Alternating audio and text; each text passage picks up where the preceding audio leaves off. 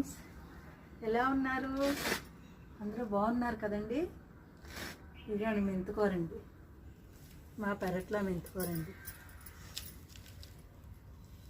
ఇది విత్తనాలు వేసి 5 days అయిందండి, ఇలా వచ్చింది. ఇది పాలకూర అండి. ఇది పాలకూర అండి. ఇది విత్తనాలు వేసి 15 రోజులు అయిందండి. ఇదండి ఈ 3 పాలకూర అండి. ఇది తోటకూర అండి. ఒక వారం రోజులు అవుతుందండి ఇది వేసి, ఇంకా పూర్తిగా బాగా రాలేదు. ఆకుకూరలండి, మా పెరట్లో ఆకుకూరలండి. పాలకూర, తోటకూర, పొనగంటి కూర అండి.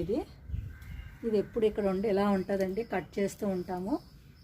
ఎక్కువగా ఆకుకూరలే వాడుతుంటామండి మేము.